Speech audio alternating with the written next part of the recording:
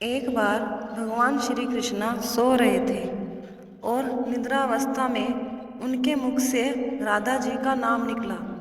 पटरानियों को लगा कि वह प्रभु की इतनी सेवा करती हैं, परंतु प्रभु सबसे ज़्यादा राधा जी का ही स्मरण करते हैं।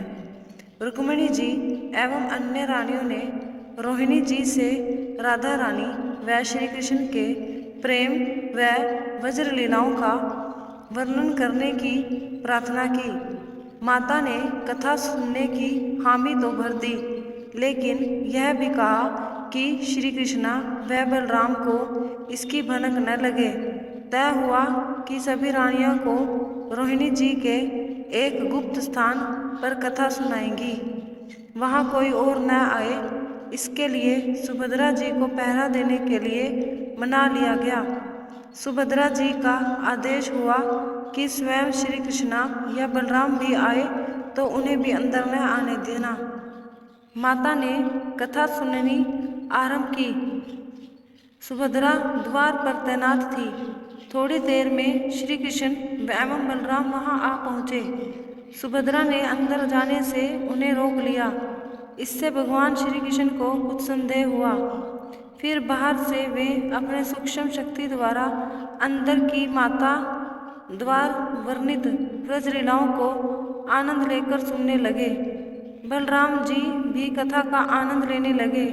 कथा सुनते सुनते श्री कृष्ण बलराम में सुभद्रा के हृदय में वज्र के प्रति अद्भुत प्रेम भाव उत्पन्न हुआ। उस भाव में उनके पैर हाथ सिकुड़ने लगे, जैसे वे बाल्यकाल में थे। तीनों राधा जी की कथा में ऐसे विभोर हुए कि मूर्ति के समान जड़ प्रतीत होने लगे।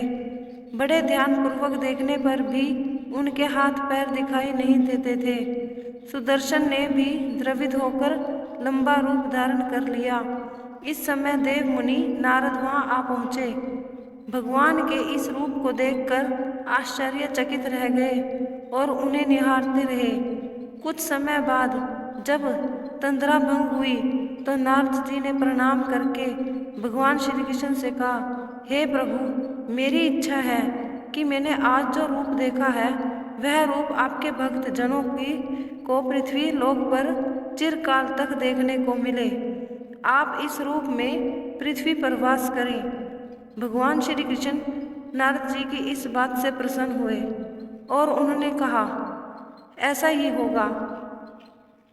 कली काल में मैं इसी रूप में नीलांचल क्षेत्र में अपना स्वरूप प्रकट करूंगा।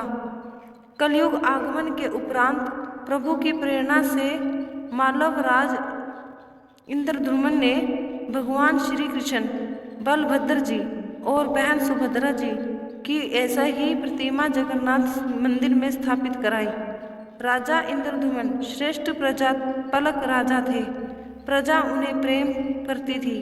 प्रजा सुखी और संतुष्ट थी।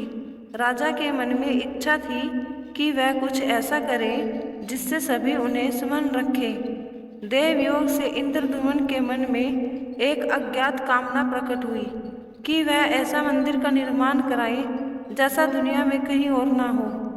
इंद्रद्युम्न विचार करने लगे कि आखिर उनके मंदिर में किस देवता की मूर्ति स्थापित करें। राजा के मन में यही इच्छा और चिंतन चलने लगे। एक रात इसी पर गंभीर चिंतन करते सो गए। नींद में राजा ने एक सपना देखा। सपने में उन्हें एक देववाणी सुनाई पड़ी। इंद्रद्युम्न ने सुना, राजा, तुम पहले नए मंदिर का निर्माण आरंभ करो। मूर्ति विग्रह की चिंता छोड़ दो। उचित समय आने पर तुम्हें स्वयं राह दिखाई दे पड़ेगी। राजा नींद से जाग उठे। सुबह उठते ही उन्होंने अपने मंत्रियों को सपने की बात बताई। राजा पुरोहितों के सुझाव पर शुभ मुहूर्त में पूर्वी समुद्र तट पर एक विशाल मंदिर के निर्माण का निश्चय हुआ। वैदिक मंत्र के साथ मंदिर निर्माण का श्री गणेश हुआ। राजा इंद्रद्युम्न के मंदिर बनवाने की सूचना शिल्पियों और कारीगरों को हुई। सभी इसमें योगदान देने पहुँचे। दिन रात मंदिर के निर्माण में जुट गए। कुछ ही वर्ष में मंदिर बनकर तैयार हुआ। सागर तट पर एक विशाल मंदिर का निर्माण तो हो गया, परंतु मंदिर के भीतर भगवान की मूर्ति की समस्या जस की तस थी। राजा फिर से चिंतित होने लगे। एक दिन मंदिर के गर्भगृह में बैठकर इस चिंतन में बैठे राजा की आंखों से आंसू निकल गए। राजा ने भगवान से विनती की, प्रभु आपकी किस रूप को इस मंदिर में स्थापित करूं? इसकी चिंता से व्यग्र हूँ, मार्ग दिखाइए। आपने स्वप्न में जो संकेत दिया था उसे पूरे होने का समय कब आएगा? देव विग्रह विहीन मंदिर देख सभी मुझ पर हंसेंगे। राजा की आंखों से आंसू चल रहे थे। वह प्रभु से प्रार्थना करते जा रहे थे, प्रभु आपके आशीर्वाद से मेरा बड़ा सम्मान है। प्रजा समझेगी मैंने झूठ झूठ में स्वप्न के आपके आदेश की बात कहकर इतना बड़ा श्रम कराया है। प्रभु मार्ग दिखाइए। राजा दुखी मन से अपने महल में चले गए। उस रात को राजा ने फिर एक सपना देखा। सपने में उसे देववाणी सुनाई दी, राजन, यहाँ निकट में भगवान श्री कृष्ण का विग्रह रूप है। तुम उन्हें खोजने का प्रयास करो, तुम्हें दर्शन मिलेंगे। इंद्रद्युम्न ने स्वप्न की बात पुनः पुरोहित और मंत्रियों को बताई। सभी निष्कर्ष पर पहुँचे कि प्रभु की कृपा सहज प्राप्त नहीं होगी। इसके लिए हमें निर्मल मन से परिश्रम आरंभ करना होगा। भगवान के विग्रह का पता लगाने की जिम्मेदारी राजा ने 4 विद्वान पंडितों को सौंप दी। प्रभु इच्छा से प्रेरित होकर चारों विद्वान चारों दिशाओं में निकले। उन चारों में से एक विद्वान थे विद्यापति। वह चारों में सबसे कम उम्र के थे।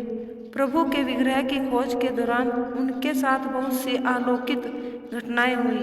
उन्हें प्रभु का विग्रह कैसे मिला, यह हम आपको अगली वीडियो में बताएंगे। हमारी अगली वीडियो का इंतज़ार करने के लिए चैनल सब्सक्राइब करें और मेरी यह वीडियो देखने के लिए धन्यवाद।